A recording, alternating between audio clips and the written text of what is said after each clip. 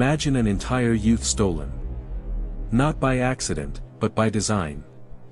For 18 years, Damien Echols, Jason Baldwin, and Jesse Misskelley were trapped in cages the state called justice. Their crime? A crime the evidence said they didn't commit. This isn't just a legal battle. This is a story about survival under impossible odds. How do you maintain your sanity in solitary confinement for nearly 2 decades? And when the system that buried you is finally forced to dig you up, can you still recognize the world outside? Damien Echols spent 23 hours a day in a cell designed to crush the human spirit. No sunlight. No freedom.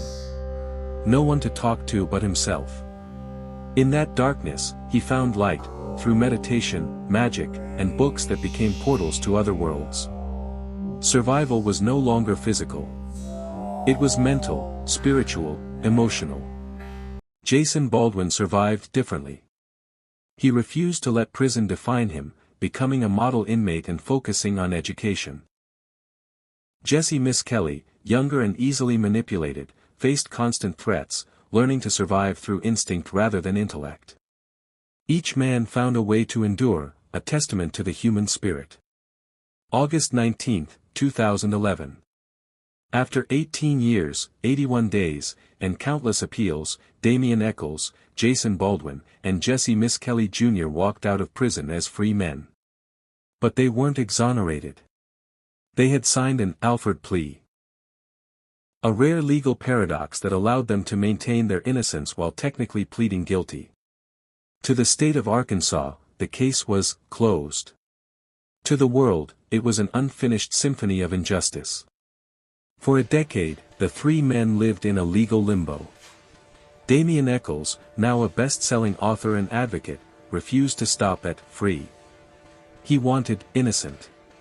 But there was a problem: the physical evidence, the clothes, the ligatures, the DNA, was gone. In 2021, the narrative shifted. A lost box of evidence was discovered at the West Memphis Police Department. It wasn't burned.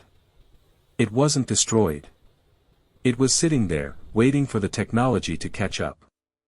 The state fought back, arguing that because they pleaded guilty in 2011, they had no right to new testing. But in a landmark 4-3 ruling in late 2024, the Arkansas Supreme Court disagreed. Justice was back on the table. By August 2025, a judge greenlit the use of the MVAC. Unlike the testing done in 1994 or 2007, the MVAC is a wet vacuum system. It doesn't just look at the surface, it pulls skin cells trapped deep within the porous fibers of the shoelaces used to bind Stevie, Michael, and Christopher. In November 2025, the evidence was sent to a specialized laboratory. This is the touch DNA that didn't exist when these boys were murdered. Every knot tied, every piece of clothing handled, carries the signature of the killer. As of January 2026, the lab is silent, but the theories are loud. If the DNA comes back, who will it point to? Will it confirm the 2007 hair match to Terry Hobbs? Will it identify a local resident who was never on the radar? Or will it be a match to a profile already sitting in the National CODIS database? For the families of the victims, this isn't about celebrity advocacy or legal precedent. It's about the truth of what happened in Robin Hood Hills.